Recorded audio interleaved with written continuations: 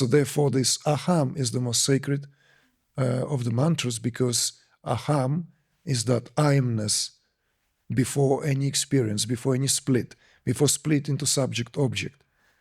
And then how that in the process of manifestation gets now funneled towards something more concrete at each of its phases. At the psychic phase, it gets into that cosmic sense of self, exemplified by Purusha Tattva, that cosmic sense of self which gives that sense of soul, you see, where soul get individuated.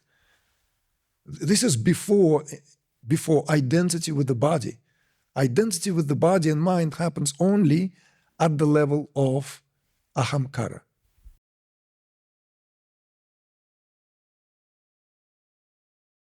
There was a question following on from the darshan when we were talking about I am. I am. Mm-hmm. Let me become many. And I was talking about some spiritual circles where there is a lot of blame attached to the illusory little I. Basically, willfully, out of its own will, stepping out of the unity. And a lot of blame is being attached to that, at least in some circles that I have been. And when I asked the question about it, I was given once an answer which felt almost like it was a glitch in a system, that there was this beautiful unity, and then all of a sudden some imbalance occurred, and that's where all the trouble started. Mm-hmm. So I was wondering whether that was blaming the desire, blaming the creation, the manifestation, and all the troubles that follow on from there on desire and the misunderstanding of the role of desire, as if the desire is the root of all the problems. And especially in some Buddhist circles, they would say, well, that's what the Buddha said. Once you eliminate desire, you eliminate suffering. And I was wondering whether it is a case of lack of discernment between desire and attachment. And the whole question of blame. And as I mentioned before, in some of these spiritual communities, it is felt that we really have to do our utmost to relinquish this earthly existence as something inferior, as something that we need to run away from, and as the sooner the better. And if we are daring to enjoy beauty, enjoy creativity and all of that, that this is something that's slowing us down on that journey. And that really felt not true to me. That's why I was, as much as I enjoyed being in that community, I felt that it didn't sound true to me. And so when I came full circle from starting in my teens with yoga and then studying Christianity and Islam, not understanding why people are fighting, feeling that it is all coming from one source, the one truth. And then Buddhism. And I came full circle back once I discovered Kashmir Shaivism, that I know very little about, but it just felt like, wow. So finally, after all those decades, I found my way back home. But I'm really interested in your explanation or your take on this misunderstanding of the glitch in the system, as I was told. This was this beautiful unity, absolute awareness. Everything was perfect. And then it's as if, something went wrong. Mm. And then manifestation happened.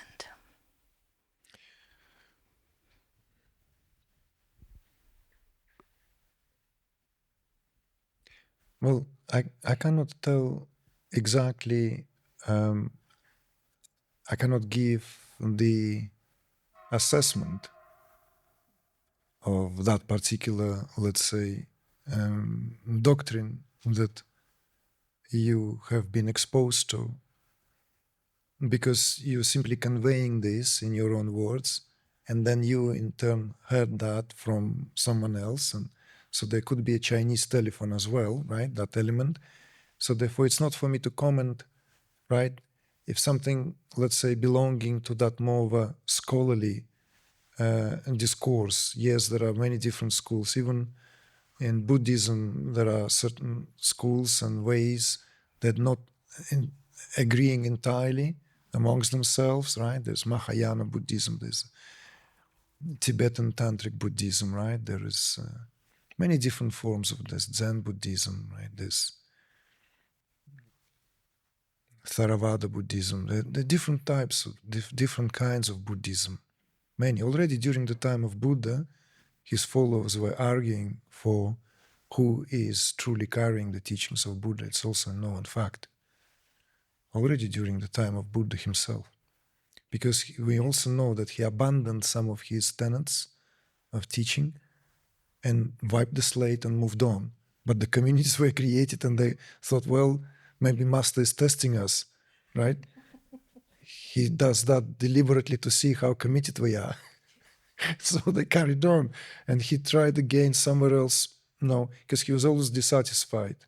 Hard to tell because, it's Buddha. It's like 2,500 before Christ. And we know nothing about Christ. For Christ's sake, we know nothing about Jesus Christ. All these inventions, right? Right? Gospels, all we have, and even those gospels are, right? How they translate it and interpret it and what have you. We know very little of the man. Very little, very scarce information. So, let alone, but there is this something that Buddha was dissatisfied. He always felt that somehow the teaching really, there's misunderstanding, so he would try different approaches. So, again, in the context of traditions that came from Indian subcontinent where Buddha himself comes from, there are these pages in history which are very well known with the widespread Buddhism across the entire India, entire Indian subcontinent.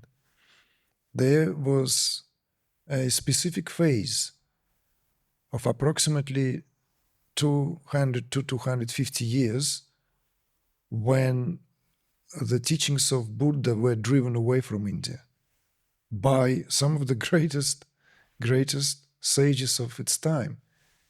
It is very well known. Anyone who have ever read 8th century sage Adi Shankara, the so-called Shankaracharya, he constantly delivered staunchy attacks on Buddhist teachings, constantly. Particularly on the Madhyamika school, his job was to drive them out through the philosophical esoteric discourse, establishing 4 respective maths in Indian respective corners, north, south, right? Where the Shankaracharyas of these Jyotirmaths preside to this day, right? And that's why they're called Shankaracharyas, to carry the teachings. And there was a reason why, because the most severe attack was on the concept of Shunyata, and the concept that what Buddhist teaching was particularly emphatic about. And that job, paradoxically, was completed by another great sage who could be considered to be standing in contrast to Adi Shankara, and that of Abhinavagupta, who lived in 10th century, the Kashmiri sage, who is known as one of the most illustrious of all the sages of Kashmir Shaivism produced. And he also delivered severe attacks in his teachings against the Buddhist concepts. And the criticism, for example, both sages argued that the concept of shunya is confusing because it arrests and stops the development of meditators, right, the practitioners, at a certain stage when they simply fall into these states in meditation known as analogous to the deep sleep. And they remain in that because it is experienced as nothingness. In Viveka Chudamani, in thousands of teachings, Adi Shankara writes about that. You know, he almost, I mean, this is in a way of how back in the days there was nothing wrong in being really critical. That's the way they done the job. He's unapologetic, merciless even. He slaughters them down. You see, like almost comes close to using the terms that would be painful to swallow. I mean, bringing this all out into the open, right? That this experience of shunya is misleading. And both sages emphasize that the experience of pure consciousness is luminous. Luminous, whereas Shunyata's description is blackness, darkness, nothingness.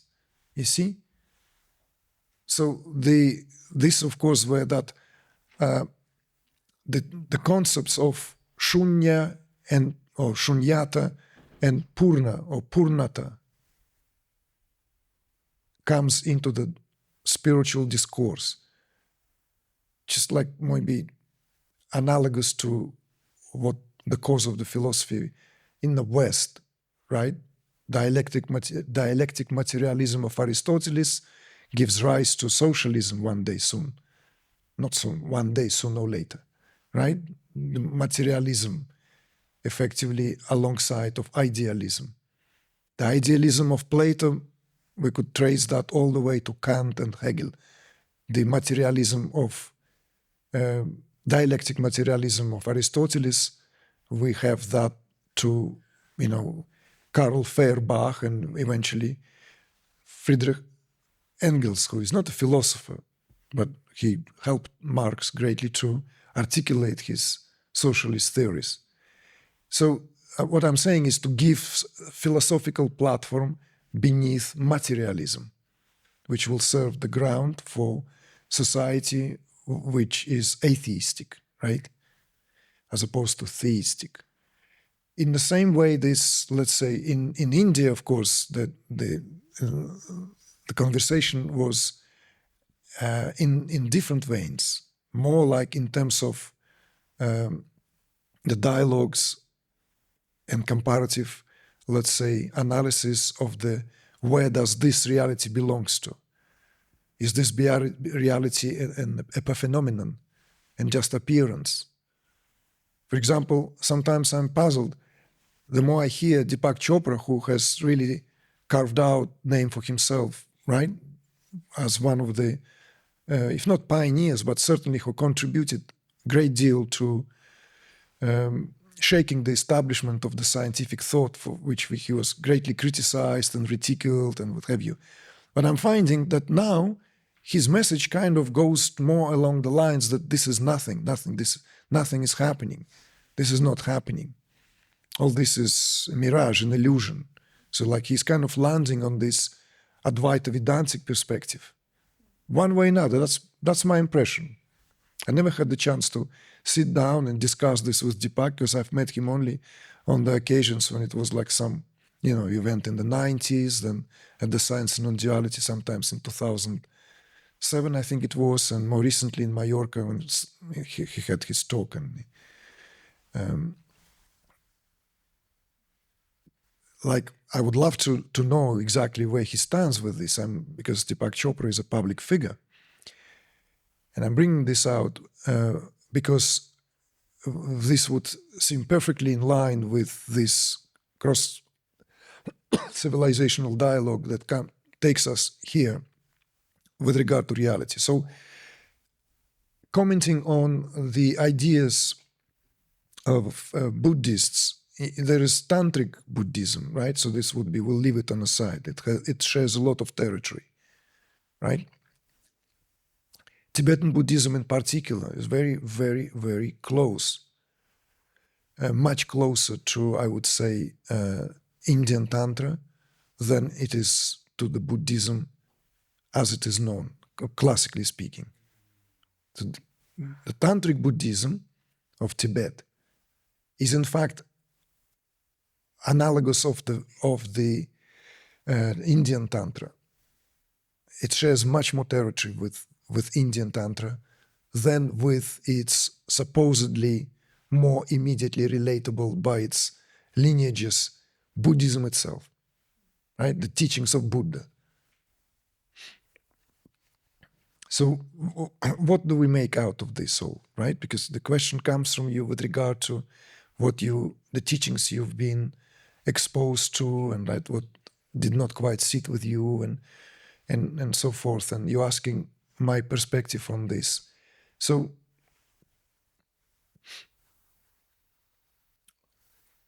glitch in a system, I don't know. I've never come across systematic teachings that ever introduced that concept. And maybe this is and I'm to blame for using a lot of sort of streetwise jargons, and like I'm not your cut, kind of like I sometimes I do that because I feel some fresher spin is needed. So maybe Buddhist teachers thought, well, why don't we use that, give it that spin? And he used the word glitch in the system. So like, and now we're holding him accountable for that. You see, so I'm just saying, like, I'm seeing myself there, like, oh, maybe I said something, it will travel back to me, the karma will return, so I better not criticize this guy. So, but I never come across any glitches in the system. Myself personally, no philosophical discourse, and I dabbed into Buddhism, of course, and and certainly in the traditions that you mentioned, the Sufi, the part of my own heritage where I come from, very deep connection. In Indian spirituality, there are no glitches. It's beautifully symmetrical. It's like supersymmetry. Like everything you look, there's a conformation of that. Pick the leaf from the tree, right? There's left and right. There's Shiva Shakti all the time. Some reflections all the time. There's this left and right, solar, lunar, right? We talked about it. We can see how it inevitably it's there. So where's the glitch? In spiritual discourse, it's not about the glitch. We speak about this in terms of understanding where, for example, that sense of overlapping takes place, where in reference to, let's say, how the universal egoity in Kashmir Shaivism, spoken of as that pure subjectivity, where every experience we have is always with reference to the self, and that's a fact. And so every experience is always with reference to the self, and this is already the departure. And this is where the understanding begins.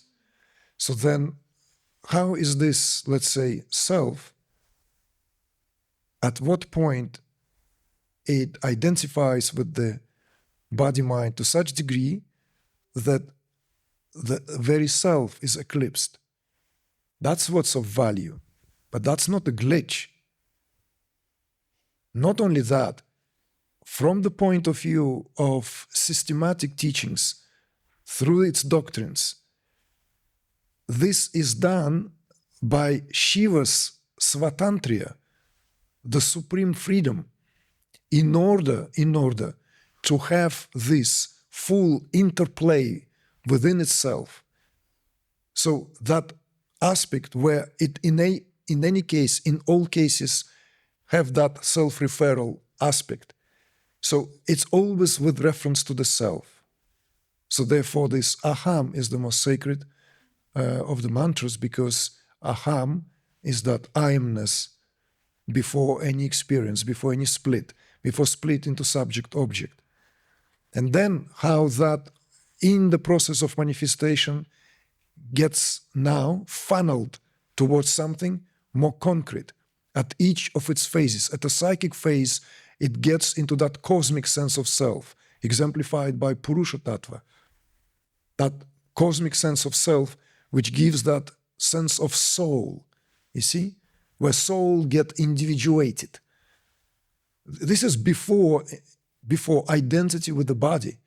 Identity with the body and mind happens only at the level of ahamkara, at the level of the Antahkarana, the inner organ, of which ahamkara is a composite, right? Because it's made out of, classically speaking, three: buddhi, manas, and ahamkara. Or, in some cases, in reference to maybe to Kashmir Shaivism, they add chitti there as memory and impressions. So 3 or 4. So for those of you, if you look it up on the Wikipedia page, for instance, Antahkarana, you will see it will have either made out of 3. Antahkarana literally translates as inner organ, or the heart, inner organ. Antahkarana. So ahamkara is what gives this sense of I due to its superimposition on the body. See? So you see how this is funneled, that sense, but the sense of I remains intact. So therefore, it is in Kashmir Shaivism, there's still universal egoity. When Maharishi used to be asked about the ego, he used to respond in a bewildering way, because a lot of students, of course, at the time have heard about ego, ego, ego, ego. He said it better be big, preferably size of the universe, right? Because it's like I'm great and I'm miserable. It's the same side of the same, it's two sides of the same coin. In any rudimentary study of psychology shows how these polarities play themselves, right, in the psychological construct. So here, the most important thing to understand that what we speak of ego is a function, not entity. Function. And it has this functionality. Yes, ahamkara at times is translated as ego, but ego sense, proper translation. Principle of individuation, ego sense, not purely as ego in terms of Western psychology. And this is, I think, where a lot of confusion entered and has been absorbed right into due to that cross-pollination of ideas, right? How all these different schools influence each other. So the Western psychology influenced Oriental Eastern spirituality a great deal. And vice versa, of course. Some of the greatest schools of modern day psychology that I have great respect for, and I know people who are amazing practitioners, right? Transpersonal psychology. All of them came from all of them rose from Eastern traditions. All of them stand on Eastern traditions. All of them had Indian or Japanese or Chinese masters, gurus. See? But the reverse influence is also true. Western psychology influenced Indian thought, influenced Buddhism, so the concept of ego here, purely Western concept, like traceable to this, let's say, work of Sigmund Freud, is of no help to us here. It's not applicable in the system of, let's say, Shaivism, because it's much more refined, I would say, system of understanding here, where we no longer lock as it were, heads with ego, because there's absolutely no need for that whatsoever. So that's with regard to, let's say, what are the glitch? What were the glitch? Everything was unity, and then suddenly calamity came. No, unity is always there. It's pervades everything, pervades the creation. Unity pervades it all. Unity sustains it all. We live in unity. We rise in unity. We fall asleep in unity. We are in unity, in essence. So what is important is to understand the unity and diversity. Is unity stands in opposition to diversity, and this is the beauty and the importance of the teachers as Maharishi Mahesh Yogi. Because he was one of the very, I would say, first Indian masters who did not come with the fluff. Okay? He did not come with the fluff. He did not follow any of he brought the teaching in its all-encompassing way, without compromising it. And yet for Western audiences, so that they can understand that, he used to speak beautifully about this in an accessible, direct way. It's like it's the same street, just which side of the street you prefer to walk. Unity and diversity are banks of the same river. They don't stand in opposition, only seemingly so. So unity and diversity is where creation flows in. So diversity and unity are but modes of expression and modes of experience. That's all. That's all. Do you know how liberating that was for me to understand? Liberating. And of course, Kashmir Shaivism was a cherry on a cake, literally. Because then, in addition, of course, that what I attempted in my own, however limited ways, through the Chamatkara book, The Hidden Path. Because it has this aesthetics, right? Because Abhinavagupta influenced Indian thought to such profound degree, he safeguarded Indian arts, classical Indian arts. Theater as well? Theater as well? Theater above all else. Aesthetics and theater. Theater above all else. Above all else, because theater as drama is the matrix of all Indian classical arts, just as Greece. In Greek civilization, theater under open sky, as they were, is the birthplace of all the arts. All arts spring forth from theater. Likewise in India, from drama. And Natya Shastra is a scripture by sage Bharata, who beautifully, lucidly expounded on all this. It's indispensable work. Every actor, director, choreographer in India familiar with this work. Not familiar, they study this work, study this scripture.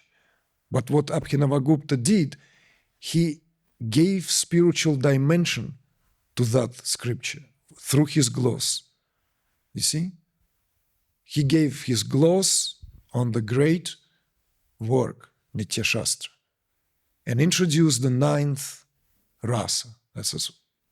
I introduced that, even if in brief, in Chamatkara. If you don't have that book, I mean, it's like almost silly of me to do the plug-in, but you must read this, absolutely. And because it speaks to that, you see, he introduced the Shanta rasa. And therefore not just safeguarded, he enriched that tradition and gave it depth, that true depth. So it goes beyond just, let's say, study of psychological states, useful, absolutely indispensable for everyone who practices and studies and learns drama, how to direct, how to act, how to sing, how to perform. So, yes, to Abhinavagupta we are indebted for, in a way, safeguarding that within the context of cultural dialogues and polemics of the importance of creativity. Because despite of the greatness of Adi Shankara, somehow, and this is also open to polemics, I don't have the time, not the skills really, but some scholars can take me on that, and I'll comply if the opportunity arises. It is because Adi Shankara purportedly lived only to the age of approximately that of Christ, 33 years. And then we don't know what happened to him. Some believe like he's mythically retrieved and still alive, like Babaji or something. India is full of this very, very, like beliefs of some people literally, their body is immortal, they're beyond decay. Fine. There's nothing wrong with that. I mean, or he's done his job, time to pack up and go.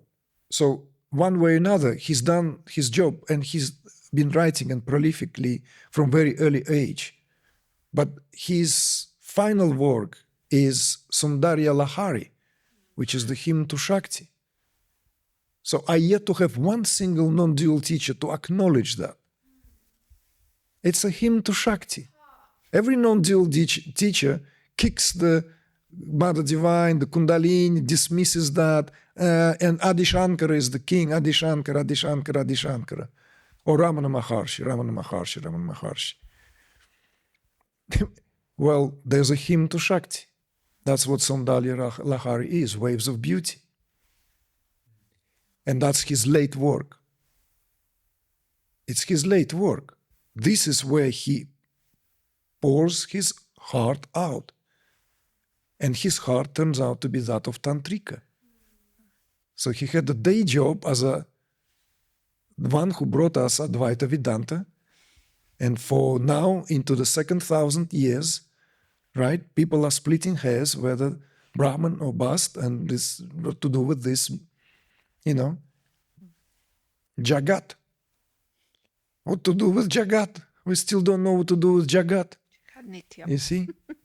So whereas in Abhinavagupta, and one thing is that in his expositions, he was merciless with regard to any activity. Any activity, according to Shankara, was always causal. See? So of course, it pulled the carpet beneath the feet of anyone there to create. So the youth was left, if you have artistic aspirations, and then you are, let's say, philosophically oriented, you have no ground to stand. And then doesn't take long. In 2 centuries, Abhinavagupta spins it in such a way that creativity is the very property of Shiva. Every artist is Shiva. You see? And there we have it. See? So there we have it. See? And that's the beauty, and that's what gives the vitality to the classical arts. In the classical Indian arts, they, like, I have one raga, which was recorded in 1966, the year I was born. Actually, on the day I was born. Ram Narayan, great sarangi player. You know the instrument sarangi? Sarangi? No? It's more sonorous than sitar. Like Vaibhav will explain you if you ask him. Or you can Google sarangi. It has a deeper sound, more sonorous. Like, let's say, violin and cello. In terms of, like, if you compare violin is a string instrument, cello is a string instrument, but cello has a different sound, right? Cello almost, you hear cello not in your ears, you hear cello in your chest. because it has a body of the kind of, it has like a trunk of the human body. And sarangi also, it has that deep but still that string sounds, you see, because it's a string instrument. And Rag Shankara is my favorite rag. I've been listening to it since 1991. Since 1991, of course, I have great collection of, and used to have great understanding, and maybe I still have some understanding, some rudimentary understanding, but I had great memory of all the ragas. I used to pull them all like by memory, all 24. Starting with Rag Todi, the first morning sunrise, and all of them, Kirvani to the evening, and Rag Shankar is an evening raga. What year today? 2025, right? 1991, and it was recorded in 1966, and I was introduced to it in 1991 in London. Some evenings I could play it like when I'm alone. I can play it every single evening. I never get bored from it. That's the longevity, see? I cannot play any other favorite music of mine every day. I cannot. No favorite song of mine I can play. But you can play this, you see? And so, I don't know what the Buddhist was telling you and what the glitch, there's,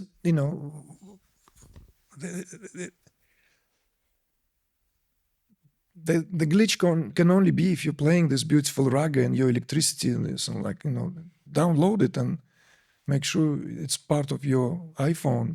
There's no glitches in playing. It's beautiful. This life is beautiful. It's divine. Life is divine. Through and through, entirely. So, maybe glitch is only to stop us on our tracks to start appreciating. Maybe it needs to be deglitched, right?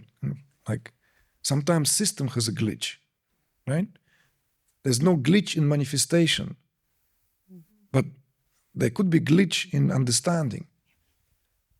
So let's not blame, right, the system. There's nothing wrong with the teachings of Christ, right? Nothing wrong in the revealed teachings of Muhammad, peace be upon him, just because it's been hijacked by the militants. And every religious revelation is always hijacked. That's its faith. Always. That's the reality of our situation, because in this day and age, Adharma prevails. Dharma is in decay. Therefore, you folks gather like this. Therefore, that's not enough. Just few monks, few sadhus, few ascetics doing their job. This is an answer why you and I doing this work. Why householders are being called upon, holding the sticks, help Krishna